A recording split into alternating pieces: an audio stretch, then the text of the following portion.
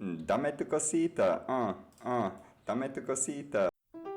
With this tutorial, you may learn how to create a rigged 3D character in Blender, fully equipped with an expressive bendy bone facial rig, such as these caricature models I made based on office characters. We will be building the most basic cartoon model I could think of and animating it with non-linear animation and the new pose library. So sit forward and follow along carefully, or sit back and relax, it's your call. Do not delete the default cube as we will be using it. Press Tab to go into edit mode and press Ctrl R to make a loop cut in the middle. Press 3 for face mode, select half of the faces and delete them with the X key.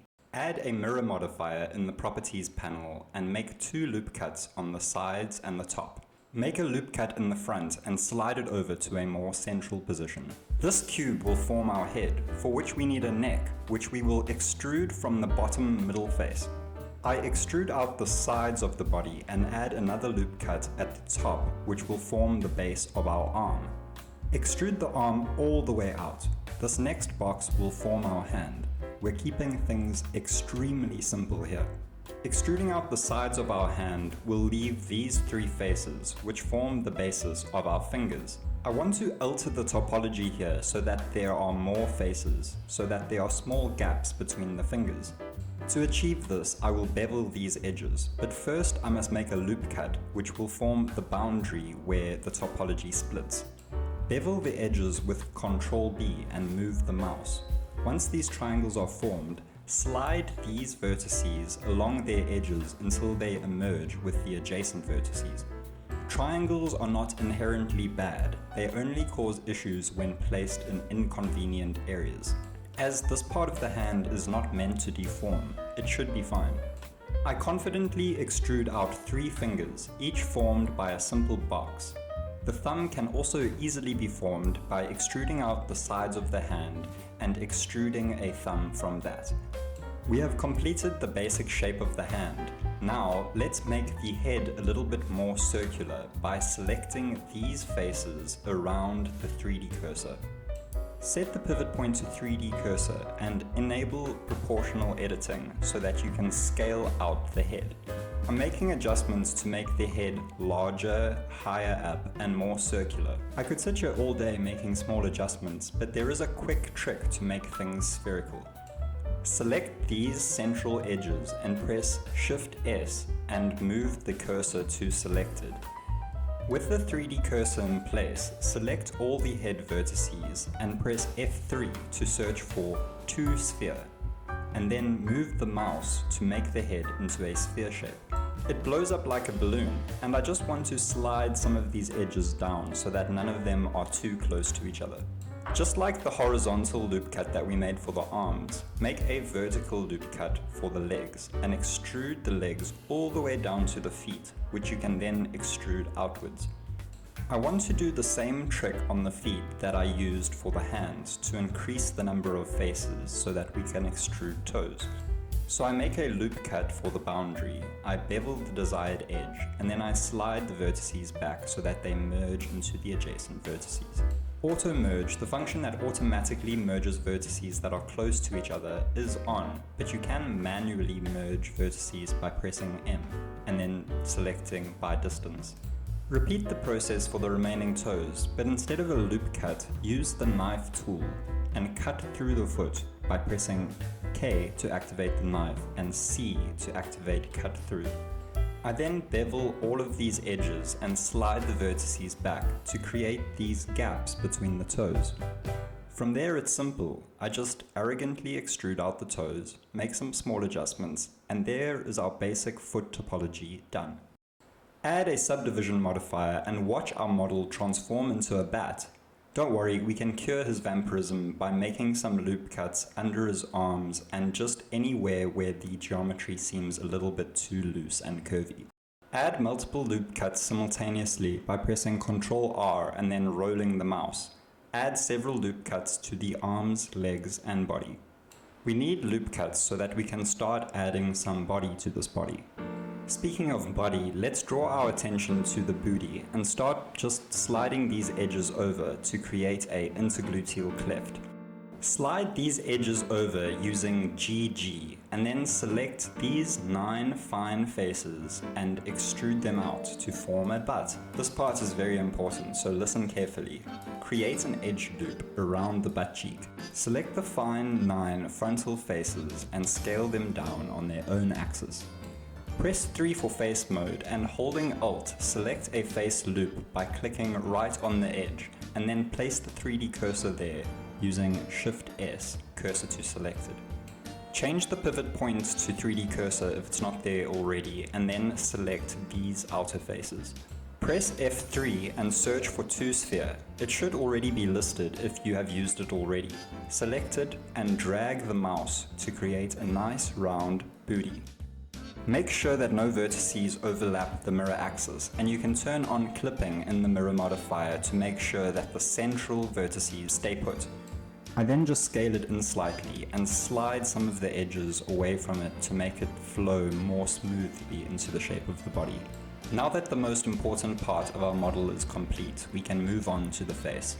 To begin with, I'll create a loop cut at mouth level and at eye level, and I'll select this edge loop with Alt and bevel it to form the boundary of the mouth. I then make a loop cut down the center of the face, and in X-ray mode, accessed with Alt-Z, I just deselect all of the edges that are around the head. Then slide these selected edges to the middle of the model so that they merge. I do this to create geometry in the head without creating more excess geometry in the body. Create the mouth by selecting these faces and extruding them inwards. Then make a loop cut close to the opening and slide these edges away from it to form lips.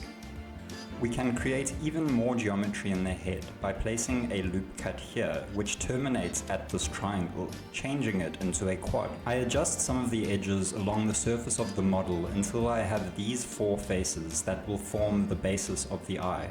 Create the eye by extruding these faces inwards, and then repeat the process of creating an edge loop near the opening and sliding these opening edges away from it to create eyelids. I want to create an inset along these selected faces, but unfortunately the mirror modifier will cause issues. But there is another way to do it. I create these 3 loop cuts, and then I select each one, deselecting the edges that I do not want to slide, and then I slide these into the corners until they merge with the edges there. This is the equivalent of insetting or extruding the face inwards. You'll notice that I slide edges a lot, and there is this neat sculpting tool that will do this for you automatically, though I don't use it during this video. I select the face loops around the eyes so that I can move the entire eye back into the head, and I puff out the cheeks a little bit. Adjust the mouth to make it more closed, and add more geometry to give the lips more fullness. Scale anything along its normal by using Alt-S, and this is very useful for inflating the lips. Just select the edge loops and then press Alt-S. I'm getting a bit tired of staring into these empty eye sockets, so I add a new sphere object to use as an eyeball. This is a cartoon character with a non-spherical eye shape, and in order to achieve this, we add a lattice object which will deform the sphere. Select the lattice and increase the resolution in the properties window to add more points. To deform the sphere with the lattice, select the sphere and add a new lattice modifier which targets the lattice object. If you have issues, make sure that the sphere and the lattice have the same origin point and the same scale. Basically, we do not want the sphere to deform until we start deforming the lattice. And once the lattice has been linked, start deforming the lattice to deform the sphere. We are just going for like an elongated egg shape. I then add some materials with viewport display colors as opposed to shaders so that we can see the colors in the solid mode. I make a blue viewport material for the skin and a black viewport material for the eye pupil, which I assign using this button. The advantage of using a deformed sphere with a lattice as opposed to a mesh is that I can turn the eye to look at objects without it popping out of the skull. No eye is complete without an eyebrow. They are there for expression. Look it up. And I easily add this by selecting the faces above the eye and extruding them out. Select this face loop around the eyes and extrude it outwards by pressing Alt-E extrude along normals, and then scale it inwards to create some eyelids. The idea is to create enough geometry and meat around the eyelids so that the bones can deform them later. Everything here is non-destructive and can be edited later. I continue to make small alterations to the face, just lowering the eyes and creating some depth by pulling back the edges of the eyes and the mouth. I want to create a suggestion of a nose and also some cheeks, and as you can see, the cheeks are sticking out way too far at the moment. I temporarily disable the subdivision modifier, and as we can see, this vertex is sticking out way too far. It's important to have an understanding of how the polygons form a bounding box around the subdivision surface. I now decide that the head is still not big enough, so I select all the vertices and scale them up, and scale up the eyes and the lattice as well. The eyes are still not cartoony enough for me, so I make them even skinnier by scaling the lattice along the x-axis in edit mode. I'm more or less happy with the face, so I turn my attention to the body, where I start creating some depth by pulling out faces around the chest, stomach, and shoulder blades. I crease this edge underneath the pectorals by selecting it and pressing Shift-E and dragging my mouse until the value equals 1. This is a great way to quickly create creases or points on your model without creating excess geometry. I create a belly button by insetting these central faces. When using a mirror modifier, you may need to delete some faces and move some edges to do a proper inset, something that I mentioned in the video earlier. I finish up the fingers by adding some edge loops, and then finish up the feet by making them more foot-shaped, just adding edge loops wherever I need to make more detail. I also create these knobbly knees by just extruding a face and scaling it down. The level of detail is really up to you. This tutorial is all about keeping it simple, and if you want to add very fine, intricate details, I highly recommend looking up normal maps. It's time to begin the rigging process, and don't worry, the model can be edited after we've rigged it. Rigging always starts with an armature, and you can easily add an armature by going to Add, Armature in Object Mode. The initial armature is comprised of one bone, which we can add to by extruding it by pressing E. Select the top node of the bone and extrude it upwards twice to create 3 bones that make up the spine. Then extrude one small bone for the neck and one large bone for the head. Duplicate a bone by selecting it and pressing Shift-D. Duplicate the head bone and rotate it into place of the jaw. Parenting bones can be done with Ctrl-P. Select the jawbone and select the head bone and press Ctrl-P. Keep offset. Using symmetry in armatures is easy. First, I'm going to create this arm by extruding the top of the spine out to the right along the x-axis. Once we have our shoulder bone, we need to tell Blender that this bone must be symmetrical, and we do this by renaming it. Select the bone and press F2 to rename it, and rename it to shoulder.L, meaning the left shoulder. Pairs of bones that have the same name followed by the suffix .L or .R for left and right will be edited symmetrically when you have symmetrical mode enabled. You can update the symmetry of the rig at any point by selecting the desired bones in edit mode, going to Armature and pressing Symmetrize. Do that now to create the right hand shoulder by selecting the left hand shoulder and going Armature Symmetrize. Now activate symmetry mode by pressing this X in the top right hand corner. Now when we extrude the arm out, it will be extruded symmetrically on the right hand side as well. If you're like me and you forgot to enable symmetry, don't worry, we can always apply the symmetry later using Armature Symmetrize. Bones do not always need to be connected, such as the jawbone previously. In order to create the hand bone, duplicate the forearm bone and then reparent it. Move this hand bone into place and then duplicate it several more times to form the rest of the hand. I blatantly extrude the fingers from these bones. It doesn't have to be perfect, as we can come back and edit the rig later. Create some hips by selecting the bottom node of the base bone and extruding it out to the side. Then rename this bone hip.l. Select our new hip bone and go Armature Symmetrize. Now create a thigh bone, a shin bone, and two bones that comprise the foot. I then make some small adjustments to the toes on the mesh itself, just to make space for the bones. I then duplicate the end foot bone and reparent it to that foot bone in order to create the toes. Once you are finished with the toes, it's now time for us to bind our mesh to the armature. Just make sure that all of the bones are inside the mesh. They don't have to be perfectly inside, but just inside enough.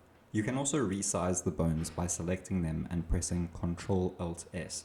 I personally prefer the Bendy bone style of displaying the bones, which you can select by selecting the armature in object mode and going into the armature display settings. In order to do the magic of binding the mesh, first select the mesh in object mode, hold in Shift and then select the armature and press Ctrl-P, deform with automatic weights. To test whether that worked, select the armature and go into pose mode and start moving the bones around by selecting them and pressing R or G. If you cannot see the bones, press Alt-Z to activate X-ray mode. We'll be back with our scheduled programming after this quick word from our sponsors. Is this you? Are tedious rigging tutorials getting you down?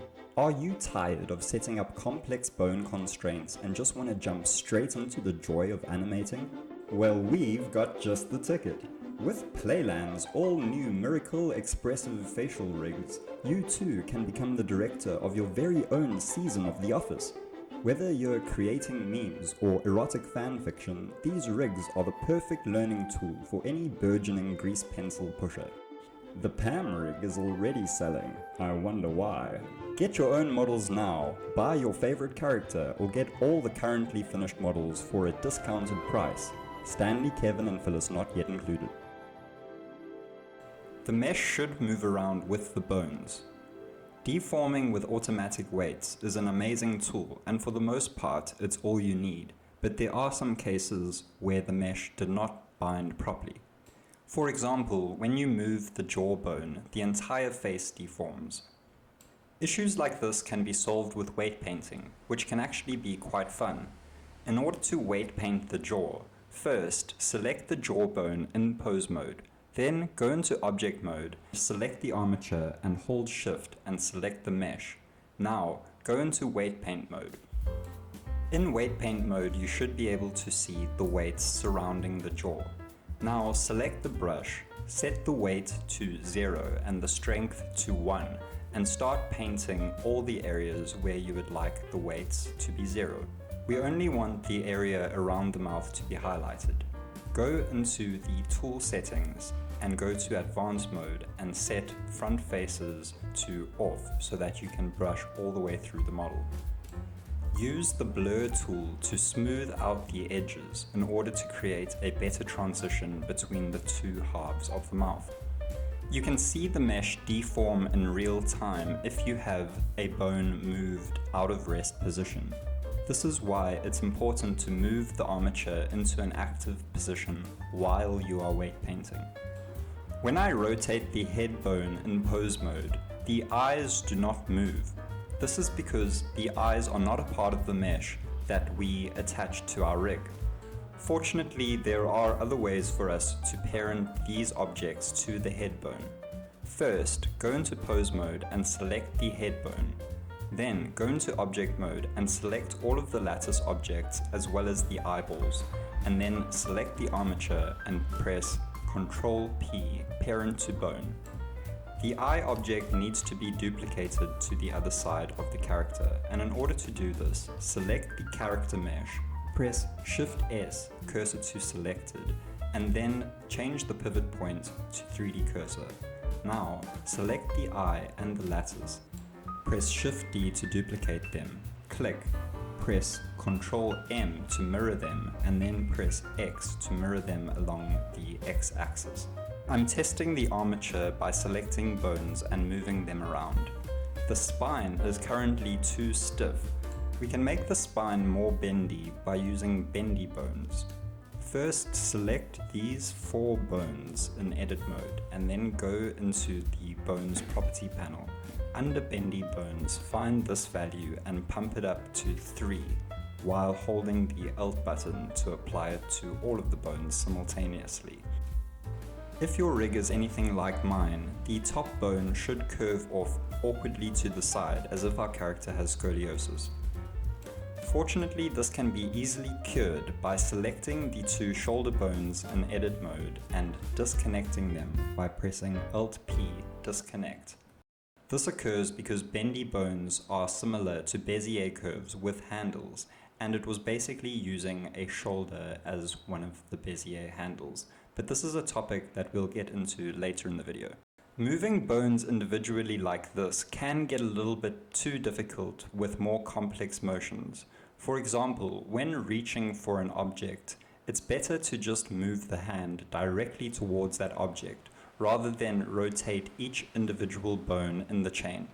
For this we will need a control rig, which is simply a new set of bones that we will use to control the rig like a puppet. To create the control rig, select a bone from the hand and press Shift-D to duplicate it and then move it up. Press Alt-P and clear parent. We will call this new bone the hand control bone. In order to link it to the arm, select the hand control bone and then select the forearm in pose mode and press Ctrl-Shift-C and then select Inverse Kinematics. This will create a new inverse kinematics constraint on the forearm, which can be accessed by selecting the forearm and going into the constraints panel. From there, you can view all the settings relating to the inverse kinematics constraint. Right now, change the chain length to 2 in order to incorporate only the 2 bones that make up the arm. Now the entire arm will move when you move the hand control bone. Once you have posed the rig, you can always unpose it by selecting the desired bones and then going to Pose, Clear Transform, All. I have set the shortcut for this to F10 for quick access. I want to take a moment to explain what the shortcut Ctrl-Shift-C does. It is simply a way of quickly creating constraints that automatically target the selected bones instead of having to manually target the bone yourself. In this example, we could have added the inverse kinematics constraint by selecting the forearm and then going to the constraints menu and adding an inverse kinematics and then targeting the armature and then pasting the name of the hand control bone into the text box. As you can see, Ctrl-Shift-C is a much quicker method of doing it, and I'll be using this method a lot more times during this video. You may have noticed when you added the inverse kinematics constraint that the arm jumped towards the hand control bone immediately, and it actually makes it quite difficult to select the hand bone in that mess of bones. It's for this reason that I like to create my own custom bone shapes for my control rig. You can use custom bone shapes by accessing the bone properties and scrolling down to the Viewport display panel. I just created this basic hand shape out of a plain mesh, and I just named it hand sim for symbol. I then pasted the name of this object into the custom shape text box, and then I offset it by using these translate options so that it hovers above the hand. Which axis you use to translate it will depend on the orientation of the bone, and it may be different for you. Just use trial and error to determine which axis to use. In my case, it's the X-axis. Now the hand control bone stands out like a sore thumb, and I can easily just grab it and move it around at a moment's notice.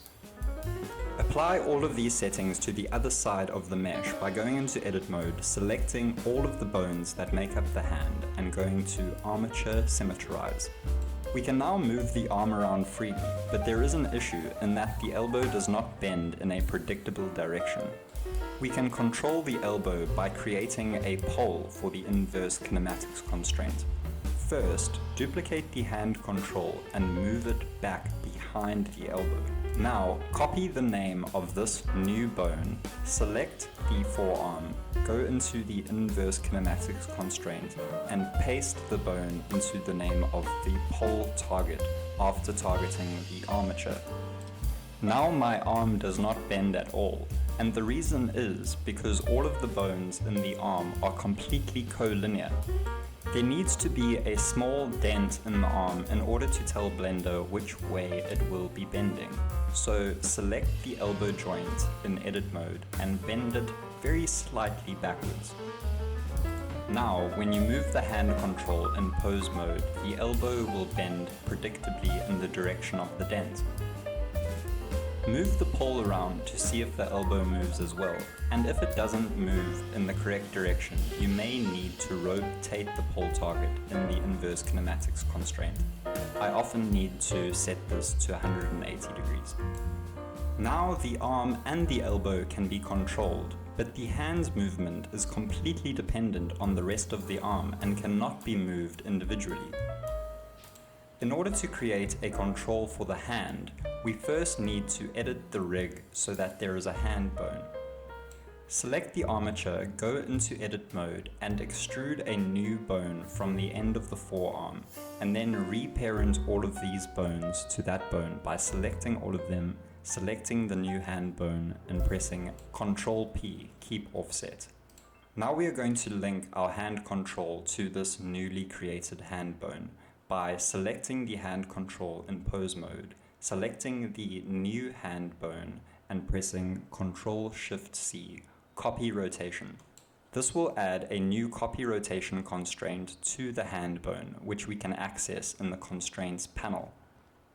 Change the target setting to local space in brackets owner orientation and change the owner setting to local with parent. I discovered through trial and error that these settings give the best results, and I'm not 100% sure why, but now when you move the hand control, the hand will rotate accordingly. This is useful because now the hand's movement is not dependent on the rest of the rig, and for example, you can hold a cup of coffee while you're walking without having to think about holding the coffee straight. We can now do this with our rig. The hand will almost always stay stationary now, unless moved by the hand control bone. The arm rig is now complete, so let's make a head rig by duplicating the head bone, moving it up and unparenting it. I then quickly made a custom bone shape by creating a basic head shape out of a mesh. I renamed this head sim, copied the name and then pasted that into the viewport display settings for the head control bone. Fortunately, our head control bone is already hovering in the air above the head, but it is the wrong scale, so I scale it down by selecting all three of these values with my mouse and scaling them to the left.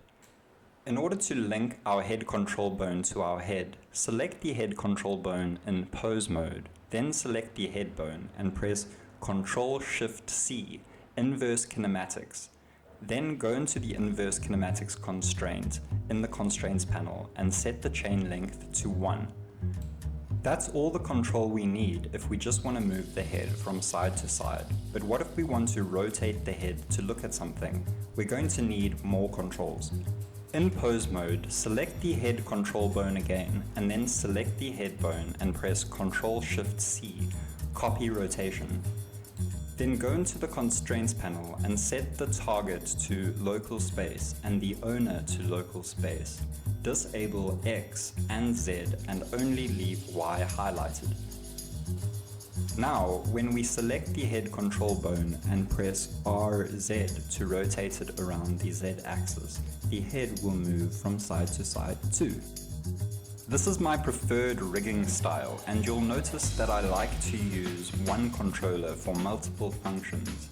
In the case of the hand control, to control the arm and the hand, and in the case of the head, to control the head's rotation in multiple directions. There are many ways to rig armatures in Blender, and the next method I'll be showing you is called Spline IK, and we'll be using it to rig the spine. Select the armature, go into pose mode and select the base spine bone and press Shift S, cursor to selection. Now go into object mode and add a new Bezier curve. Select one of the points of the Bezier curve in edit mode and press Shift S, selection to cursor, to move that point to the cursor that we've just placed. Now select the armature in object mode, go into edit mode, select the neck bone, press Shift S and select cursor to selection. Now go into the Bezier curve in edit mode and select the other point and press Shift S, selection to cursor, and now your Bezier curve should be aligned with the spine. Select both points of the Bezier curve and press V automatic and then press V aligned. This will change the handle type, and you don't need to know why, but these handles just need to be set to aligned and need to be a relative size. Now add two new control bones, one for each point on this Bezier curve. Add one at the base of the spine and one at the base of the neck. You can also resize them to make them more distinctive by pressing Ctrl-Alt-S and moving the mouse. Make sure that these two new control bones are unparented by pressing Alt-P, clear parent. Make sure that these control bones are centered and that their base rests on the point of the Bezier curve. We are now going to hook the Bezier curve to these newly created bones. First, select the bottom control bone in pose mode. Go into object mode, select the armature, and then while holding Shift, select the Bezier curve. Now go into edit mode and select the bottom point of the Bezier curve and press Ctrl-H, hook to selected object's bone. This will automatically create a new hook constraint on the Bezier curve, which targets the bone in the armature. Move the control bone around in pose mode to see this in action. Now repeat this for the top bone by selecting it in pose mode, going into object mode, holding Shift, selecting the Bezier curve, going into edit mode, selecting the top point, pressing Ctrl-H, and then selecting hook to selected object's bone. You should now have full control over the Bezier curve with the two control bones in pose mode. The only thing left to do is to add the Spline IK. You can achieve this by selecting the top bone of the spine, going into the Constraints tab and adding a new Spline IK and then targeting the Bezier curve. You should see the effect immediately. In my case, it flips the character upside down. You can easily fix this by selecting the Bezier curve, selecting all the points, and then going to Segments, Switch Direction. Go back into pose mode and select the bone with the Spline IK. We need to change the chain length in order to incorporate only those bones in the spine, so set it to 3. The mesh should now move around when you move these control bones around. I create a new custom display shape for our new control bones in the form of a simple circle, which I then just use twice and resize it. Remember, this can be done in the Bones Properties menu under Viewport Display. Our spine rig seems to be moving just fine, but unfortunately the hips are not, and that's because they are not parented correctly. We need to add a new bone that will act as the root bone for our armature, so duplicate the bottom bone of the spine and move it down so that the top is at the bottom of the spine bone, and then select the two hip bones and the spine bone and reparent them to this new bone. Now select the top bone of the spine and go into the Spline IK constraint and change the chain length to 4. I took the liberty of creating this custom shape for the root bone in the form of an axis, which can just lie between the legs and slightly back. This really has no purpose. So now we have almost full control over the spine. The only issue is that we cannot move the shoulders or the hips from side to side. In order to fix this, we must create a new relationship between the control bones and the rig. Select the hip control bone and then select the newly created root bone and press Ctrl-Shift-C, copy rotation. Then go into the constraints panel, change the target setting to local space, the owner setting to local space, disable X and Z and only leave Y highlighted. You can now either repeat that process for the top control bone or just directly copy the constraint from the other control bone by using the Copy Attributes add-on in the Preferences. Simply enable the Copy Attributes menu add-on in the Preferences, then go into Pose mode on your armature, select the top control bone and then select the bottom control bone, press Ctrl C, select Copy Constraints and then select the Copy Rotation constraint. Now you just need to copy the name of the top control bone and paste it into the target of the Copy Rotation constraint. Notice how when I pull these control bones apart, the spine stretches. This is unwanted behavior, as we want the spine to have a constant length. In order to get the desired behavior, select the top spine bone in pose mode and go to the IK constraint. Here, under chain scaling, set the Y scale mode to none. Our spine/spline rig is now complete, and when you rotate these control bones, our character will also rotate. The only issue is that the legs also rotate. We need to fix this by grounding our character and completing the control rig by rigging the feet. Go into edit mode and extrude a new bone from this ankle node outwards along the x-axis. Unparent this bone by selecting it and pressing Alt-P, clear parent. This is our new control bone for the leg, and we'll link it using a IK constraint. You should be getting it by now. We select the control bone in pose mode and then select the shin and press Ctrl-Shift-C and then select inverse kinematics. Then go into the constraints panel and change the chain length to 2. If you symmetrize that, you will see that the hips can be moved now without affecting the legs. Just like the elbows, we need another control bone in order to manipulate the knees. So duplicate the new control bone in edit mode and move it forward in front of the character in front of the knees. Press F2 and copy the name, then select the shin, go to the IK constraint, target the armature in the pole settings and then paste the name of the bone into the text box. You may need to rotate the pole by 180 degrees. We also need to create a dent in the knee, just like how we created a dent in the elbow. To do this, go into edit mode and select the node that represents the knee and move it slightly forward along the Z-axis. The foot rig is slightly more complex than the hand rig, as we need to be able to lift the ankle and rotate the foot relative to the ground in a number of ways. To create the ankle controls, first extrude a bone backwards from this central node in the middle of the foot. You can now immediately parent the old foot control bone to this new ankle bone. Duplicate the bottom bone of the foot, flatten it out and stretch it the full length of the foot so that it starts at the toe and ends right at the back of the heel. Extrude a bone upwards from this central node and then extrude another bone upwards from this node at the tip of the foot bone. Extrude another bone forwards from the top of this back pillar so that it forms this kind of structure. It's not important that these touch, but it does look nice.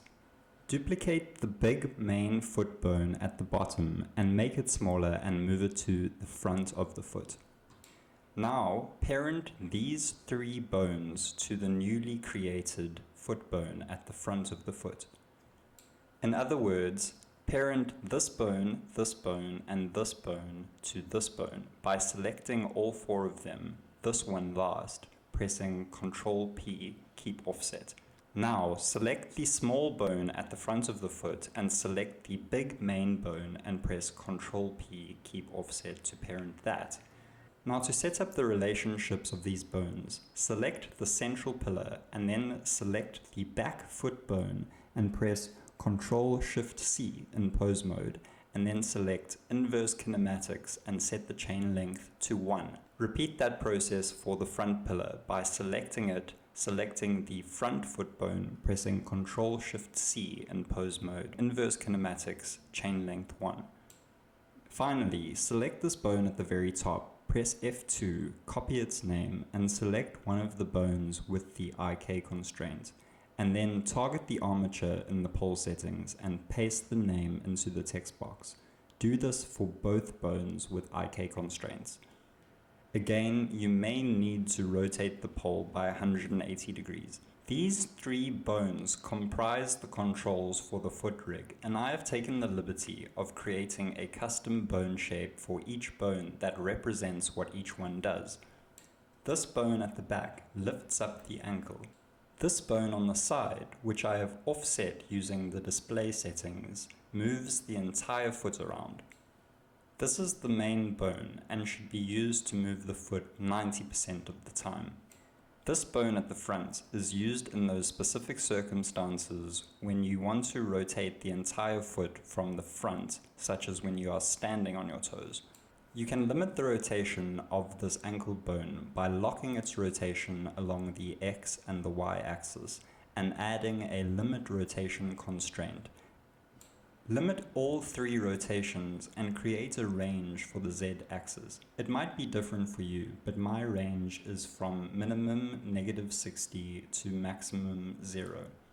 This is how the foot moves when it's been rigged correctly, and it's quite a broad range of movement from relatively few controls. We can add a neck control with a simple IK constraint by duplicating this control bone and moving it to the top of the neck. Hold Shift and select the neck bone and press Ctrl-Shift-C, inverse kinematics, and set the chain length to 1. Do this as well for both shoulders, so duplicate the chest control bone and move it to the end of one of the shoulders. Now with that control bone selected in pose mode, select the shoulder bone and press Ctrl-Shift-C, inverse kinematics, chain length 1, and then you can symmetrize that in edit mode.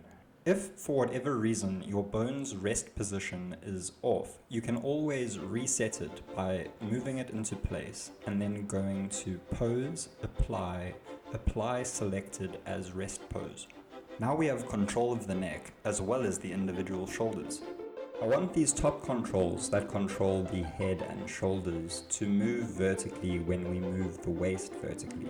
To do this, select the hip control bone followed by the chest control bone and press Ctrl-Shift-C, copy location. Enable offset, change the target and owner to local space, and deactivate X and Z, only leaving Y activated. Now select the neck, shoulders, and head bone followed by the torso control bone and press Ctrl-C to copy the constraint. Creating a finger rig is deceptively simple. First, select this finger bone in pose mode and then select the next one in the chain. Then press Ctrl-Shift-C, copy rotation, and then go into the constraints menu and set the target to local space and the owner to local space.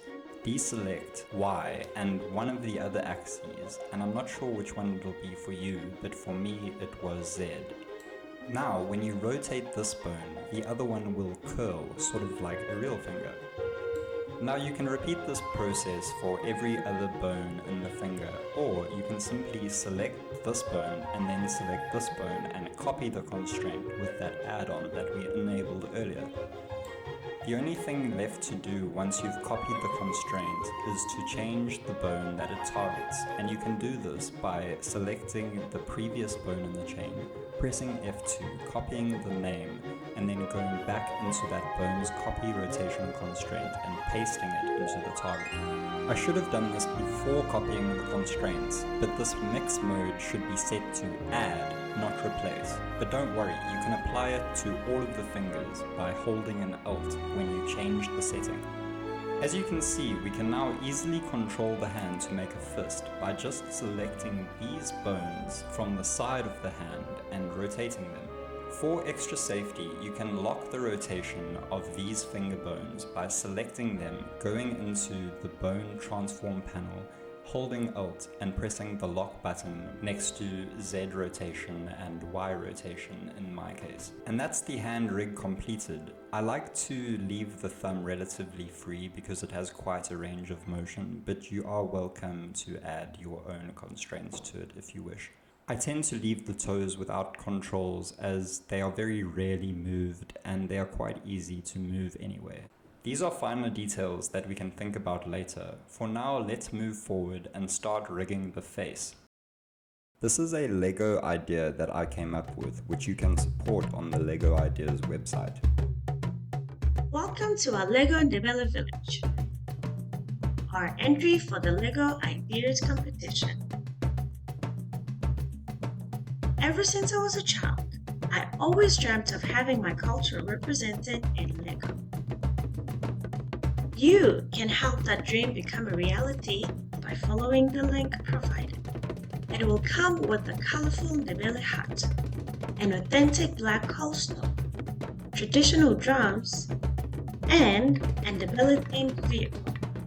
It will also come with cattle in a kraal with grass to eat and water in a bowl to drink. My utmost favorite are the Ndebele minifigures dressed in traditional attire.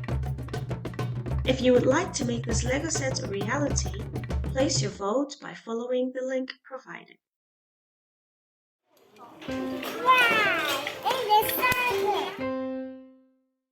We have almost 2,000 supporters already, and we love to hear your comments, so please head over to the website and make sure you hit this button. Start by creating a simple control bone for the jaw by duplicating it in edit mode, moving it forward and slightly down.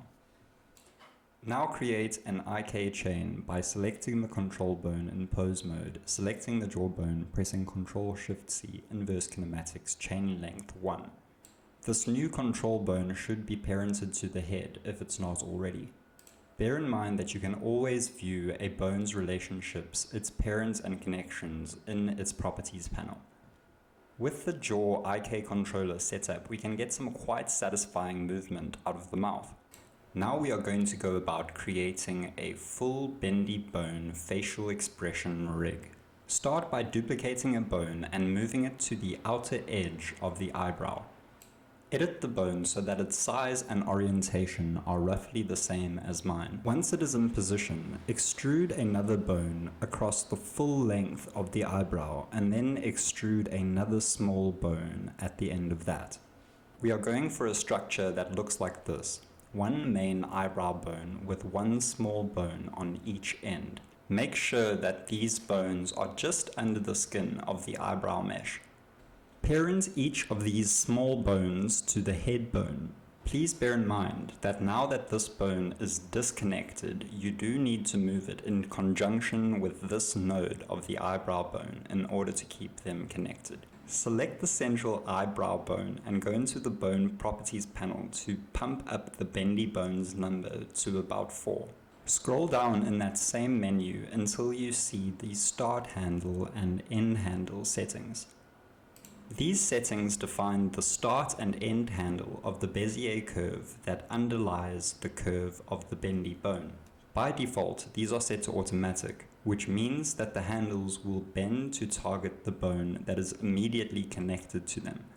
You can make it point to anything you like though by setting this to absolute and then typing in the name of the bone that you want it to face.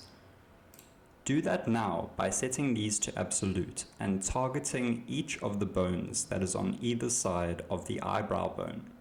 In other words, set the start handle to absolute and then select the start bone in pose mode, copy the name and then select the eyebrow bone again and paste it into the start handle text box. Then do the same thing for the last bone by copying the last bone's name and selecting the eyebrow bone, going into the end handle and pasting it into the text box. Now the bendy eyebrow bone will bend to target these control bones regardless of whether they are connected or not. We don't want this bone to just be able to drift away though, so select the end control bone and then select the eyebrow bone in pose mode and press Ctrl-Shift-C and then select Stretch to. It looks weird because this bone, highlighted yellow, has an inverse kinematics constraint, which we can just delete. If it does not follow the control bone exactly, select the eyebrow bone, go into the Stretch to constraint, and where it says Original Length, right-click this value and restore to default. You can also do this by hovering your mouse over the value and pressing backspace. This is a procedure that I often have to do, especially when I edit the armature in edit mode. The eyebrow bone should now stretch to follow the end control bone. This is how the eyebrow bone will connect to the end bone, but it should be connected to the start bone by default. If it's not, go into edit mode, select the eyebrow bone and select the start bone and press Ctrl P connected. This is the basic 3-bone bendy bone structure that we will be copying and reusing over and over again. So I'm going to give these control bones custom display bones in the shape of a sphere. If you duplicated an already symmetrical bone to create the eyebrow, then good for you. I need to rename each of these bones. So I rename the central bone eyebrow.r, I rename the control bone eyebrow1.r and the other control bone eyebrow2.r, and then I select them in edit mode and go armature symmetrize. In order to bind these two bones to the mesh, select them in pose mode, then go into object mode, hold shift, select the mesh, and then go into weight paint mode, and then select weights, bind with automatic weights. You can also select bones while in weight paint mode if you activate X-ray vision by pressing Alt-Z. When weight painting symmetrical bones, make sure that X-axis symmetry is on by selecting X in this top right-hand corner. Also select mirror vertex groups in the drop-down menu. This ensures that when you weight paint a symmetrical bone, the symmetrical vertex group will also be updated for the symmetrical bone. We can clean up the weights of this eyebrow bone by using the brush tool, setting it to 0 weight and 1 strength, and then just removing all the areas where we don't want weights. Basically, we only want these colors to be around the eyebrow. We also need to weight paint the head bone, as currently the head bone influences the eyebrow. This is something we should always look out for, as the bendy bones should have maximum influence of the vertices that they control. So with the head bone selected, just remove the weight paint around the eyebrows. You can also use the blur tool to make sure that the weights are a little bit smoother, and I just keep moving the eyebrow around in pose mode and weight paint mode just to make sure that it's deforming correctly. I'm now going to work on the eyelids, so I just hide the lattices and the eyeballs so that we can see what we're doing. I duplicate the entire eyebrow rig to form the first half of the top of the eyelid. I move these new bones in place underneath the skin of the first half of the top eyelid. Once that's done, I select them, duplicate them with Shift D, and then mirror them along the X-axis by pressing Ctrl M followed by X. Now I maneuver these 3 new bones underneath the skin of the second half of the top eyelid. Please remember that when you are moving this disconnected bone in edit mode, that you need to move the node of the previous bone as well. Now repeat that entire process for the bottom eyelid, and please bear in mind that the end bone of my bendy bone chain is always at the middle of the eyelid. In order to minimize the amount of control bones, I'm going to parent this control bone to this control bone and also resize it in edit mode using Ctrl-Alt-S just to make it a little bit more distinctive. Once all of these eyebrow bones fit snugly underneath the skin, we can move on to the cheek, which is also just made up of 3 bones in a bendy bone chain. The placement of these bendy bones is determined by where you would like the most movement, in this case underneath the cheeks and around the mouth, as this will be useful when the character smiles and in a range of other emotions. I also use a bendy bone chain for the nose, but instead of using 3 bones, I delete the start bone and only use 2, the central bone and the end bone that it stretches to. When creating this nose bone, make sure that you rename it so that it's not symmetrical and then delete the symmetrical twin. Make sure the nose bones are in the center of the mesh and also set the roll of each bone to 0 in the bone transform properties. I often edit the roll of bones, especially when there is a twist in a bendy bone that I do not want. Now we're going to create a new set of bendy bones for the mouth in exactly the same way that we did it for the eyelid, except there's only one hole this time. You do this by duplicating the bendy bone chain and placing it under the skin around the mouth. Lastly, I add one bendy bone chain to control the chin and the jowls. Now that the face rig is created, we can bind all these bones to the mesh in the same way that we bound the eyebrow bone. Select all of these bendy bones in pose mode. I even select some of the control bones as well, as it is good to control the edges of the eyelids as well as the edges of the mouth. It's really up to you which bones you choose to deform the mesh. With all of these bones selected, go into object mode, select the armature and the mesh, and then go into weight paint mode, and then go weights, bind with automatic weights. Stay in weight paint mode, as now we can start making edits to the weights. First, select the head bone and remove all of the weight around the face. We want the face to only be controlled by these new bendy bones, so it's important to remove all other influences. Add stretch to constraints to all of the bendy bones by selecting the desired control bone, then selecting the bendy bone, pressing Ctrl-Shift-C, and then stretch to. And then, in the constraints menu, go to the original length, hover your mouse over the value, and press backspace.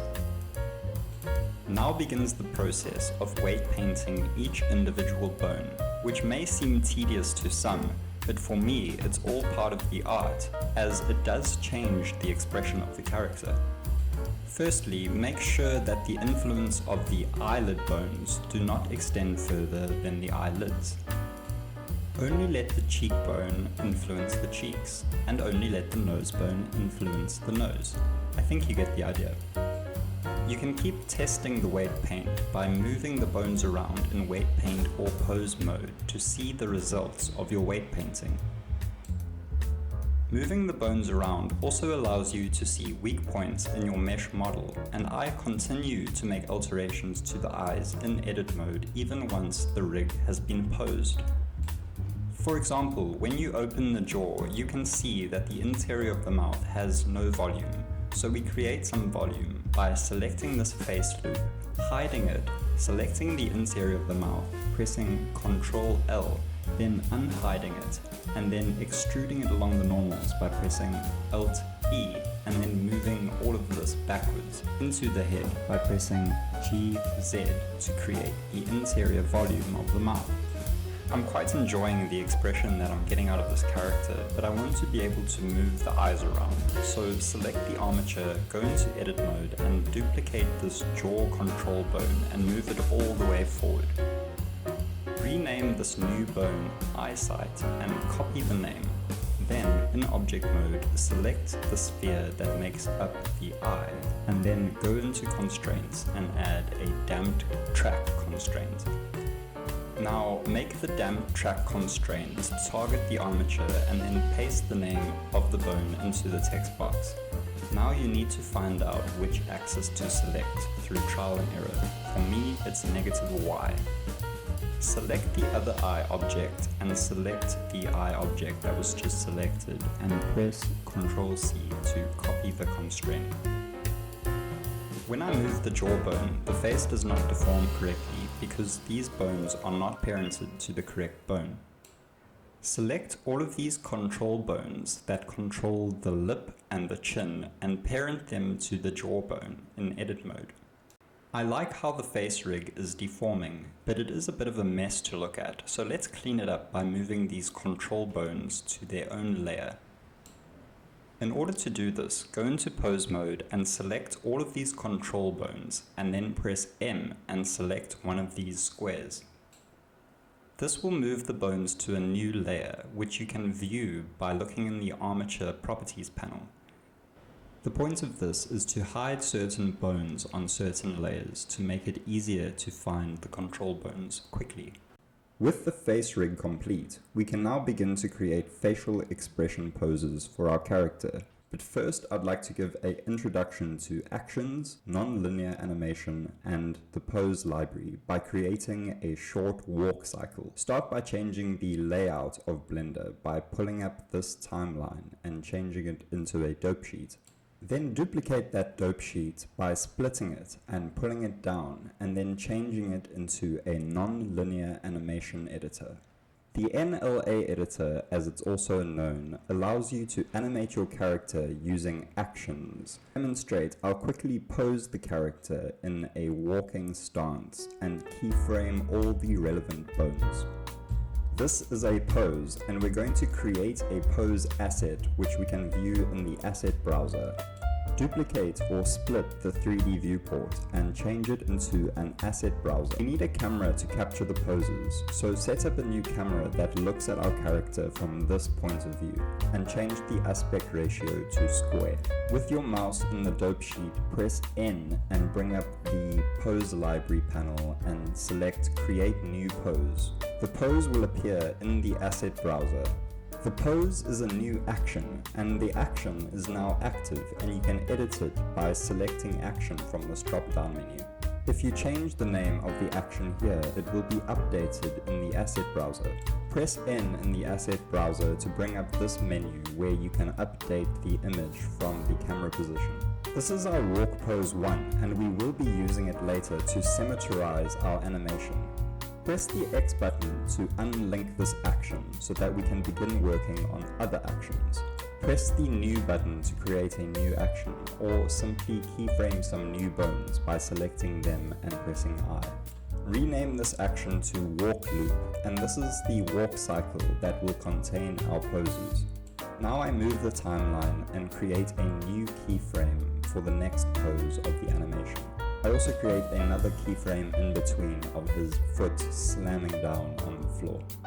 Now we're going to use the pose library by moving the timeline to frame 40, selecting all of the bones, going into the asset browser, selecting the pose, selecting Flip Pose, and then selecting Apply. This will create a symmetrical pose, which is essential for our walk loop animation. Notice the indication of our keyframes in the NLA editor. We can save this action into the NLA editor by pressing Push Down. The action will disappear from the action editor and appear in the NLA editor in a kind of object mode, which you can change to edit mode by pressing Tab with your mouse in the NLA editor. In edit mode, you can see all the keyframes we created in the action editor and edit them for later. Exit edit mode by pressing Tab with your mouse in the NLA editor. So we can create animations for the NLA editor using poses, but we can also create poses for the pose library using the NLA editor. Place the timeline on this new keyframe and exit edit mode in the NLA editor. In the dope sheet, create a new pose. The pose is now visible in the asset browser, and we can symmetrize that pose by going back into our walk loop by pressing Tab in the NLA editor, going to frame 60 and applying the pose with Flip enabled. Repeat that process for the other keyframe, and as you can see, it doesn't work in edit mode, so exit edit mode in the NLA editor and create a new pose in the dope sheet. Symmetrize that pose and add it to our walk loop animation. Just make sure it's in the right place.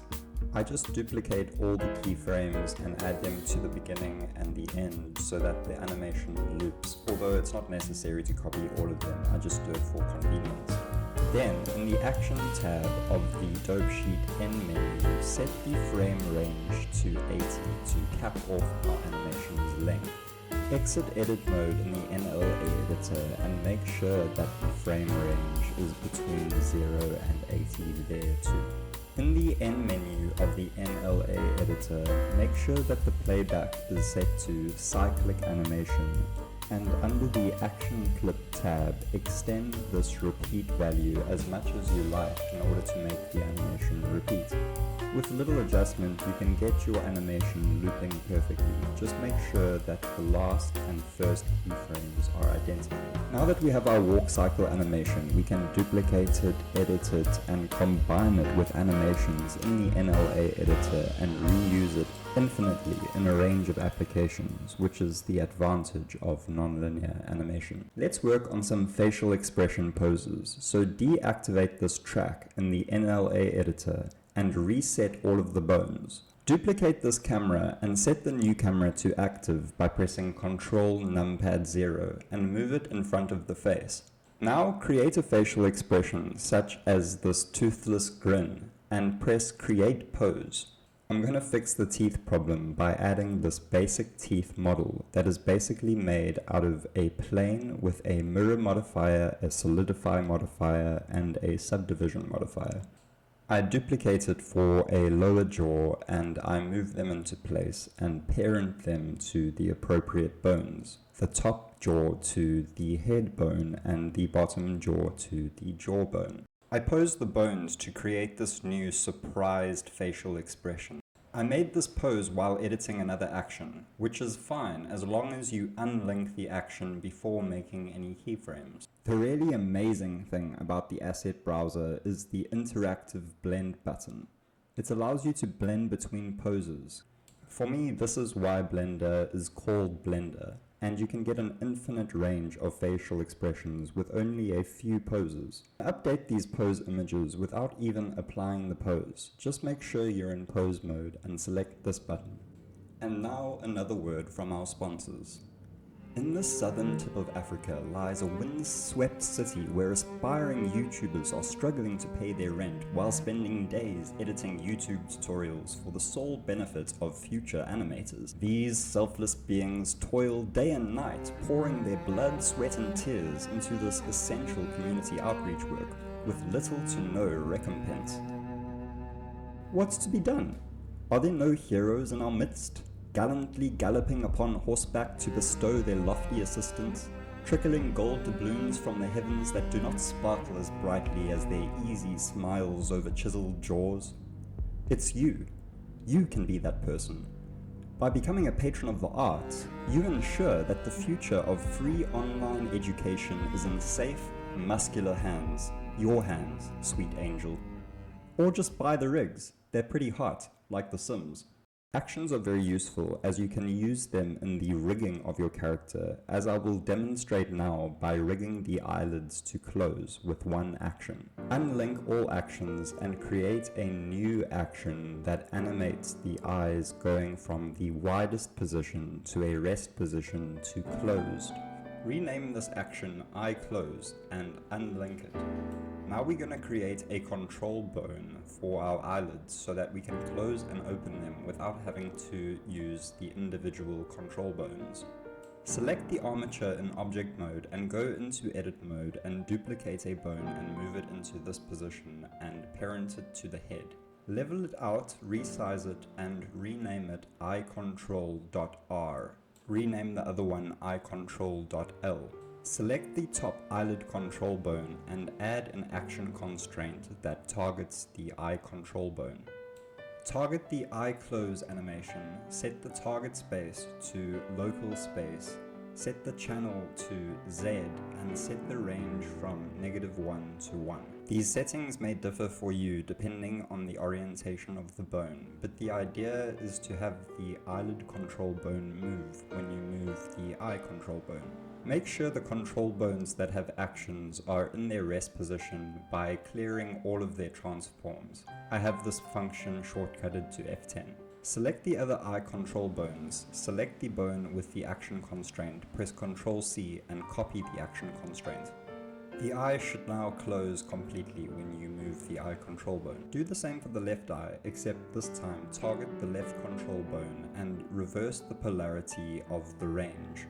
Now this rig is okay, but what if we want to control the top and bottom eyelids separately? Duplicate the eye control bone in edit mode, offset it slightly, and then just change the setting for the bottom eyelid action constraint. Remember, you only need one action for all of these controls. Now that I've added to the rig, I need to go into my facial expression poses and add keyframes and change the existing ones. You can update any pose by selecting it from this drop-down menu or searching for its name. This is because poses are essentially actions with one keyframe. I'm going to give some extra tips that help to solve common problems that arise in the rigging weight painting process. When you move the arm like this, you can get some severe twisting in the mesh. To fix this, change the bone into a bendy bone and then change the end handle, the elbow joint, to absolute. Now, where it says ease in, set this value to -1. What this does is allow the bone to twist to match the rotation of the shoulder no matter the orientation of the elbow. You can also get this kind of twisting if you rotate the hand too much, and you can solve it in exactly the same way. Simply change the forearm bone to a bendy bone and set the start handle, the elbow joint, to absolute. Then, where it says ease out, set that value to -1. Now the forearm bone will twist to match the rotation of the hand, no matter the orientation of the elbow. This is a very powerful arm rig, and it will ensure that the topology is always lined up. Remember to symmetrize. One final detail is the tongue, which I add by duplicating the nose bone in edit mode and then adding a new cube to the scene. I modeled the cube into a tongue shape with a mirror modifier and a subdivision modifier, and then I bound it to the armature with automatic weights. Then the trick is to go into your vertex groups and press this drop down arrow and delete all groups. Select only the tongue bones in pose mode, and then in object mode select the armature and the tongue mesh. Go into weight paint mode and then go weights, bind with automatic weights. This gives us some nice control over the tongue, and you can resize the bones to increase the size of the tongue, and finally our character can blow raspberries. The tutorial is basically complete. Feel free to improve this rig however you like. I'm just going to show you how you can have fun with this rig. If you press the record button and then press play while you move him around, you can sort of control him like a puppet. You can keep replaying it and adding new layers to create more and more complex movement.